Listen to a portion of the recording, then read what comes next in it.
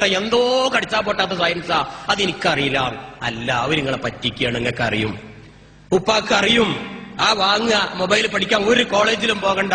ഇല്ലെങ്കിൽ നിങ്ങളുടെ സുഹൃത്തിനോട് പോയിട്ട് അല്ലെങ്കിൽ ഒരു കടയിൽ പോയി ചോദിച്ചാൽ മതി, എങ്ങനെ ഇതിന്റെ മെനു ഒന്ന് ഓപ്പറേറ്റ് ചെയ്യാം, ഇതിൽ വന്ന കോളും പോയ കോളും എങ്ങനെ എടുക്കും, ഇതിലെ ചിപ്പുകളൊന്ന് ഊരിയെടുത്ത് എന്റെ കമ്പ്യൂട്ടറിൽ ഒന്നിട്ട് വെക്കാം മോനെ, കുരുത്തക്കേടിന്റെ മോൻ കാട്ടിയിട്ടുണ്ടോ ഒന്ന് നോക്കാനാണ്. എന്താ നമ്മുടെ വാപ്പമാർക്കൊന്ന് ചോദിച്ചാല്, അത് പെൺകുട്ടികളായാലും ആൺകുട്ടികളായാലും ഒരു പരിശോധന, ഒരു മിന്നൽ പരിശോധന വീട്ടിൽ നിർബന്ധമാണ്. അത്രയും വഷളായിക്കൊണ്ടിരിക്കുകയാണ്. നമ്മളെ കുട്ടി നിരപരാധിയായിരിക്കും. ഇവനെ ഏൽപ്പിക്കുന്ന ചിപ്പുകൾ പല കുട്ടികളുമായി ബന്ധമുള്ള കുട്ടിയാണ് നമ്മുടെ കുട്ടി. ആ കുട്ടിക്ക് മറ്റേ കുട്ടി കൊടുക്കും. പണ്ടൊക്കെ ഒരു CD വലിച്ചുകൊണ്ടാ വലിയ ബുദ്ധിമുട്ടായിരുന്നു. അവന്റെ ബാഗിൽ അങ്ങനെ നിറഞ്ഞു നിൽക്കുന്നു കാണും. കനമുള്ള പുസ്തകമായിരുന്നു അന്നൊക്കെ, അതും ബുദ്ധിമുട്ടാണ് കൊണ്ടു നടക്കാൻ. ഇപ്പോ ഒരു വിരലിന്റെ, ഒരു നഖത്തിന്റെ 4/1 വലിപ്പമുള്ള ചിപ്പിൽ 100 കണക്കില് CD കൊള്ളുമെങ്കിൽ അതൊരു ബാഗിലിട്ട് ഒളിപ്പിച്ചു വെക്കാൻ ഒരു പ്രയാസമില്ല. അതുകൊണ്ട് നിങ്ങൾ നിങ്ങളുടെ മക്കളുടെ ബാഗ് പരിശോധിക്കുക, വേറെ ഒരു നിവൃത്തിയില്ല. മൊബൈലും പരിശോധിക്കുക. Multimedia phone വാങ്ങിക്കൊടുക്കരുത്. ഇൻകേസ് അവരെ കയ്യിലുണ്ടെങ്കിൽ അത് വാങ്ങി വേറൊന്ന് കൊടുക്കുക. ഇനി നാടൻ ഫോണാണെങ്കിൽ തന്നെ അതിന്റെ മെനു പരിശോധിക്കുക. വേറെ നമുക്കൊന്നും ചെയ്യാനില്ല. അതുപോലെ മൊബൈൽ, ഏതേലും മൊബൈലിന്റെ ഈ സാങ്കേതിക വിദ്യയാണ് ഞാൻ ഇത്രയും പറഞ്ഞത്. മായ്ച്ചാ മഴയില്ല എന്ന് തൽക്കാലം മനസ്സിലാക്കുക. ഇൻകേസ് ആ മൊബൈലിൽ വല്ല ഫോട്ടോ അങ്ങനെ എടുത്തിട്ടുണ്ടെങ്കിൽ, അല്ലെങ്കിൽ ആരുടെയെങ്കിലും ഇത്ര വൃത്തികെട്ട ഫോട്ടോ ഉണ്ടെങ്കിൽ ഇനി എന്താ ചെയ്യാ? മായ്ച്ചാലും പോവില്ലെങ്കിൽ എന്താ ചെയ്യാ? ഞാൻ ഒറ്റ വാക്ക് പറയാനുള്ളത്, ആ മൊബൈൽ ഫോൺ എന്നേക്കുമായി അങ്ങോട്ട് നശിപ്പിക്കുക. ലോഡും വണ്ടിക്ക് കട്ട വെച്ച് നശിപ്പിക്കുക, പൊടി പൊടിയാക്കി ദൂരെ വലിച്ചെറിയ, ഒരു നിവൃത്തിയില്ല. അതല്ല, കുറച്ചും കൂടി ബുദ്ധിയുള്ള മക്കളാണെങ്കിൽ ഓർക്കുക, എടുക്കുന്ന ഫോട്ടോ അങ്ങനെ വല്ലതും നിർബന്ധമാണ് നിങ്ങൾക്ക് എടുക്കുന്നതെങ്കിൽ എടുക്കുമ്പോൾ മെമ്മറി കാർഡ് പറഞ്ഞ ചിപ്പിൽ സ്റ്റോർ ചെയ്യുക. മൊബൈലിന്റെ ഉള്ളിൽ ആവരുത് അത്. എന്നിട്ട് ആ ചിപ്പ് എടുത്ത് നശിപ്പിക്കുക. മൊബൈൽ ആർക്കേം കൊടുക്കുക. പക്ഷെ അത് ഉറപ്പാക്കണം, അത് മൊബൈലിലാണോ ചിപ്പിലാണോ എന്ന് വിവരം വേണം. അതല്ല ഒരു 10,000 20,000 വിലയുടെ ഫോണാണെങ്കിലോ നശിപ്പിക്കുക എന്ന് പറഞ്ഞ സങ്കടമല്ലേ? എങ്കിൽ അങ്ങനെ എന്നേക്കുമായി നശിപ്പിക്കുന്ന എഞ്ചിനീയർമാരും വന്നിട്ടുണ്ട്. ആ ഫോൺ അങ്ങോട്ട് കൊടുത്തതിനുള്ളിൽ മുഴുവനും കണ്ണടച്ചിട്ട് നശിപ്പിച്ചു തരും. അതിന്റെ സോഫ്റ്റ്വെയറും ഇറങ്ങിയിട്ടുണ്ട്. അങ്ങനെ അത് ചെയ്യാം, എന്നിട്ട് അത് റീയൂസ് ചെയ്യാം. പക്ഷെ അതിന് ഒരു ദിവസത്തോളം സമയം വേണം. 5,000 രൂപയുടെ ഫോണാണെങ്കിൽ ഒരു 10,000 കൊടുക്കേണ്ടി വരും. പിന്നെന്തിനാണ് ആ ഫോൺ അങ്ങനെ ചെയ്യണം? അത് നശിപ്പിക്കുന്നതല്ല നല്ലത്. അത് നിങ്ങൾ ചിന്തിക്കുക.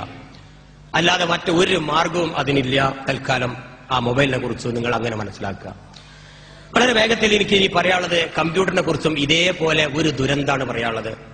ഈ മൊബൈൽ ഫോണിന്റെ ഈ കഥ ഞാൻ ഈ കഴിഞ്ഞ 2 മാസങ്ങൾക്ക് മുമ്പ്, കഴിഞ്ഞ മാസം ദുബായിലെ കുറെ മലയാളി സമാജവുമായി ബന്ധപ്പെട്ട് അവിടെ ഒരു ക്ലാസ് കൊടുത്ത സമയത്ത് അതിലെ ഒരു ദീനിയായ ഒരു മനുഷ്യൻ വന്നിട്ട് പറയാണ്, എന്തെങ്കിലും നിവൃത്തിയുണ്ടോ ഞാൻ ആ വിറ്റ ഫോണിന്റെ ഡാറ്റ ഒന്ന് എന്നേക്കും നശിപ്പിക്കാനും. അയാൾ എന്നോട് വന്ന് ചോദിച്ചതാ. 2 ദിവസം ഭക്ഷണം കഴിച്ചിട്ടില്ല അത്രേ, ഉറക്കൊക്കെ പോയി. കാരണം നിങ്ങൾക്ക് എന്റെ ഇപ്പൊ മനസ്സിലായിട്ടുണ്ടാവും, ഇത് ഓരോരുത്തരുടെ ഒരാളുടെ കഥയല്ല, 1000 പേരുടെ കഥയാണ്. അതുകൊണ്ട് സൂക്ഷിക്കുക. ഈ ക്യാമറയിൽ വലിയൊരു ദുരന്തം ഒളിഞ്ഞു കിടപ്പുണ്ട്. ഇനി ഞാൻ പറയാൻ പോകുന്നത് കമ്പ്യൂട്ടറിനെ കുറിച്ചാണ്.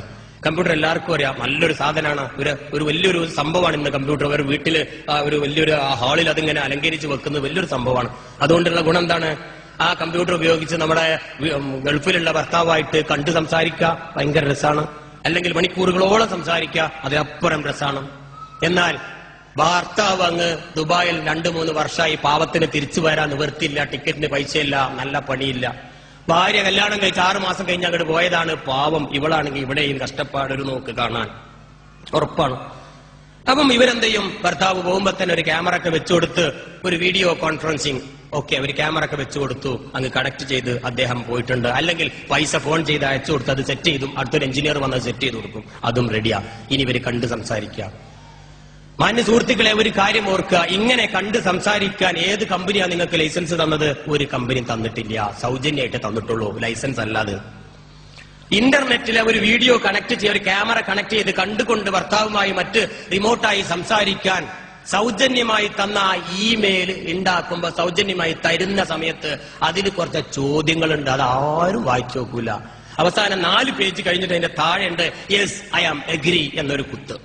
മൗസ് കൊണ്ടൊന്ന് കുത്തണം. യെസ് ഞാൻ എഗ്രി, ഞാൻ ഉറപ്പിച്ചു, എനിക്ക് സമ്മതമാണ് എന്നൊരു സൈൻ ചെയ്ത് ഒപ്പുണ്ട്. അത് വായിക്കാതെ ഒപ്പിടല്. കാരണം വെറുതെ കിട്ടുന്ന സംഭവമാണെങ്കിൽ നമ്മൾ ഒപ്പിടുമല്ലോ.